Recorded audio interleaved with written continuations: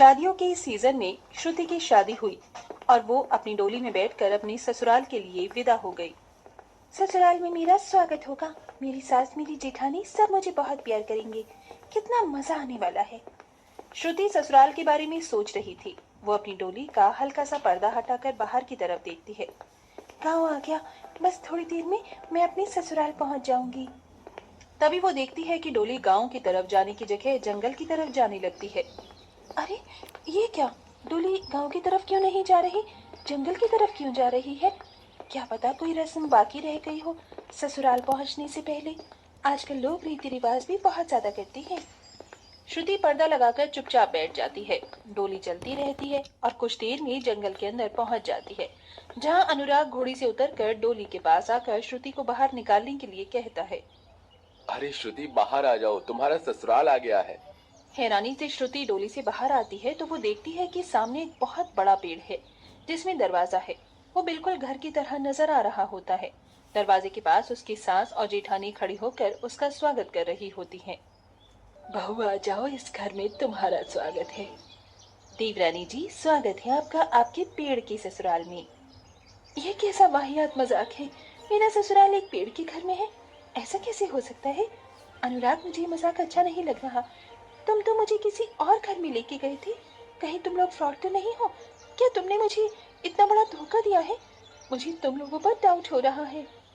इस तरह श्रुति ने 1 मिनट में अपने सवालों से परेशान कर दिया, लेकिन उसका कहना कहीं ना कहीं सही था। आप भी सोच रहे होंगे कि इतनी अच्छी लड़की कहाँ जंगल के बड़े से पेड़ के ससुराल में आ गई। आखिर श्रुति ने अपने ससुराल का घर कैसा देखा था? चलिए ये जानने के लिए कहानी में थोड़ा पीछे चलते हैं। माँ, ये श्रुति है। हम लोग कॉलेज से एक दूसरे को बहुत पसंद करते हैं। आप मेरे लिए लड़की ढूंढ रही थी और श्रुति को चिंता हो रही थी, इसलिए मैं इसे सीधा आपके पास लेकर आ गया। माँ, आपकी इजाजत के बिना कोई कदम नहीं उठाऊंगा। अनुराग के कहने पर संतोषी श्रुति को बहुत ध्यान से देखने लगती है। वो उठकर श्रुति के सर पर हाथ रखते हुए कहती है, मैं अपने बेटे की पसंद को भला कैसे रिजेक्ट कर सकती हूँ, और लड़की इतनी सुंदर हो तो बिल्कुल भी नहीं। मुझे तुम्हारा ये रिश्ता मंजूर है बेटी, मैं खुद तुम्हारे घर ये रिश्ता लेकर आऊंगी। श्रुति बहुत खुश होती है और अनुराग भी। 2 दिन बाद संतोषी रिश्ता लेकर श्रुति के घर जाती है, जहाँ दोनों परिवार में रिश्ते की बात पक्की हो जाती है। बहन जी, हमें ये रिश्ता मंजूर है, हमें भी आपका बेटा पसंद है। वैसे हम तो अनुराग को पहले से ही जानते हैं, कई बार आया है घर पर। मुझे भी अनुराग जैसे ही दामाद चाहिए था। अरे ये तो बहुत अच्छी बात है। ये लो बहन, अपना मुंह मीठा करो और बहुत जल्दी शादी की तैयारी शुरू कर दो। मैं अपनी बहू को जल्द से जल्द अपने घर लेकर जाना चाहती हूँ। हाँ माँ जी, मुझे भी अपनी देवरानी का इंतजार है। अनुष्का भी श्रुति को छोटी बहन की तरह प्यार करती है। दोनों परिवार में शादी की तैयारियां शुरू हो जाती हैं, लेकिन कहते हैं ना, जहाँ सब कुछ खुशी के साथ अच्छा खासा चलने लगता है, वहीं कुछ न कुछ ऐसा हो जाता है जिसकी कोई कल्पना भी नहीं कर पाता। शादी से 1 हफ्ते पहले ही अचानक सरकारी लोग अनुराग के घर आ गए। गवर्नमेंट की तरफ से ये एक लेटर है।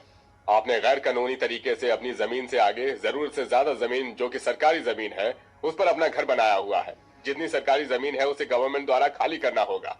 हे भगवान, ये सब क्या हो रहा है? शादी में अभी 1 हफ्ता बाकी है और ये सरकारी लोग घर तोड़ने की बात कर रहे हैं। मैंने तुम्हारे पिताजी को कितनी बार समझाया था, सरकारी जमीन है, इस पर घर इतना आगे बढ़कर बनाने की जरूरत नहीं है, लेकिन उन्होंने मेरी एक नहीं सुनी। उन्हें तो घर बड़ा चाहिए था।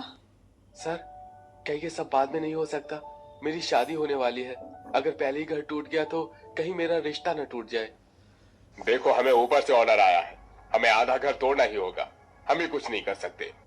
इस तरह अनुराग के आधे घर पर बुलडोजर चल जाता है। अब उसका घर इस लायक ही नहीं बचा कि उसमें रहा जा सके। ऊपर से ठंड भी बहुत ज्यादा बढ़ने लगी। ओह, माँ, बहुत ठंड लग रही है। कब तक हमें इस टूटे घर के बाहर बैठे रहना होगा?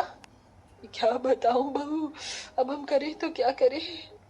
मैं थोड़ी सी लकड़ी लाकर जलाता हूँ, उससे हमें थोड़ी सी राहत मिल जाएगी। अनुराग यहाँ वहां से लकड़ियां ढूंढ कर लाता है और उन्हें जलाकर वहीं बैठ जाता है।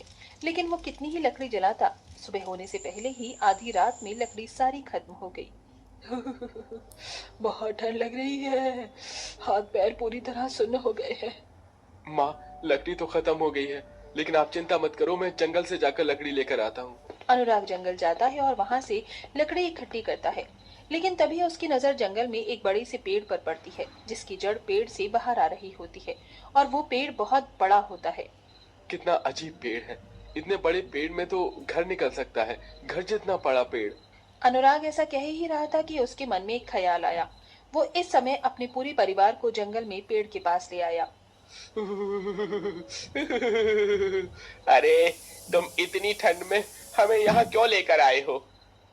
भैया, अगर हम कोशिश करें तो हम इस बड़ी से पेड़ में अपना घर बना सकते हैं।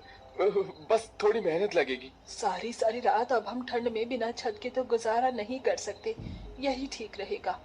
संतोषी के कहने पर दोनों बेटे बहुत मेहनत करके 2 दिन के अंदर ही बड़ी सी पेड़ के अंदर अपना घर बना लेते हैं। ये घर तो बहुत सुंदर है, लेकिन यहाँ पर बहुत ज्यादा ठंड लग रही है। काश कि हमारे पास कंबल और एक हीटर होता तो अच्छा रहता। तुम्हारी मेहनत तो सच में कमाल कर गई, लेकिन घर तो मेहनत से बन गया। इस तरह पूरा परिवार पेड़ की जड़ में रहने लगता है। पेड़ की जड़ में रहने से उनको छत तो मिल जाती है, लेकिन रात भर उन्हें बहुत ठंड लगती है। ओह, ये यहाँ पेड़ के अंदर मिट्टी की जमीन पर सोने में और भी ठंड लग रही है। ये मिट्टी भी बहुत ठंडी है। हाँ, ठंड से बुरा हाल हो गया है बहू मेरा भी। चलो अनुराग, बाहर से लकड़ियां लेकर आते हैं। यहाँ जलाएंगे तो थोड़ी सी राहत मिल जाएगी। दोनों भाई बाहर आकर लकड़ियां इकट्ठी करने लगते हैं, लेकिन अचानक भेड़िए की दहाड़ने की आवाज आने लगती है। भैया, यहाँ से चलो, कहीं भेड़िया आ गया तो हम दोनों में से किसी को नहीं छोड़ेगा। वो दोनों लकड़ी लेकर पेड़ के घर की तरफ जैसे ही जाते हैं, पीछे से भेड़िया अचानक आ जाता है। दोनों भाई उसके ऊपर जोर से चिल्लाते हैं। भेड़िया वहां से भाग जाता है। वो फौरन अपनी जान बचाकर घर में आते हैं। हाँ, बाहर भेड़िया आया था, मुझे आवाज आई। तुम दोनों को कुछ हुआ तो नहीं? सब कुछ ठीक है, भेड़िया भाग गया है, हमने उसे भगा दिया है, चिंता मत करो। इस तरह वो सभी पेड़ की जड़ में रात भर आग जलाकर ठंड से बचने की कोशिश करते हैं। उनके पास कंबल और हीटर खरीदने तक के भी पैसे नहीं थे। कुछ दिन में ही शादी का दिन आ जाता है और शादी वाले दिन बहुत धूमधाम से अनुराग की बारात श्रुति के घर जाती है। पूरे रीति रिवाज के साथ अनुराग श्रुति को शादी करके अपने पेड़ के ससुराल ले आता है। साथ में श्रुति दहेज में कंबल और हीटर लेकर आती है। बहू, मैं तुम्हारे आगे हाथ जोड़ती हूँ, हमारी मजबूरी को समझो और एक बार घर के अंदर चलो। संतोषी को हाथ जोड़कर देखते हुए श्रुति चुपचाप पेड़ के घर के अंदर आ जाती है, जहाँ वो पेड़ के अंदर अलग से कमरे रसोई देखती है और एक कमरा बहुत सुंदर होता है जो फूलों से सजा होता है। जंगली फूलों की खुशबू से श्रुति का दिमाग ठंडा हो जाता है। बहुत गर्माहट है यहाँ, और ये कमरा कितना प्यारा और सुंदर है। ये मैंने और माँ जी ने खुद अपने हाथों से तुम्हारे लिए सजाए हैं, और अनुराग ने भी मेहनत की है। बहू, हम चाहते तो नहीं थे कि तुम्हारा गृह प्रवेश इस पेड़ की ससुराल में हो, लेकिन इस पेड़ की ससुराल में रहना हमारी मजबूरी है। ऐसा कहने के बाद संतोषी श्रुति को शुरू से लेकर अभी तक की सारी कहानी बताती है, जिसे सुनने के बाद श्रुति कहती है, इतना सब कुछ हो गया, फिर भी आपने मुझे कुछ बताया क्यों नहीं? मैं ये नहीं चाहती थी कि कहीं इस बात से मेरे बेटे का रिश्ता न टूट जाए, इसलिए तुम्हें कुछ पता नहीं चलने दिया। लेकिन तुम चिंता मत करो, हम लोगों ने लोन अप्लाई कर दिया है, बहुत जल्दी हम लोग उस घर को तैयार करवा लेंगे। माँ जी, आप चिंता मत कीजिए, मैं आप सब समझ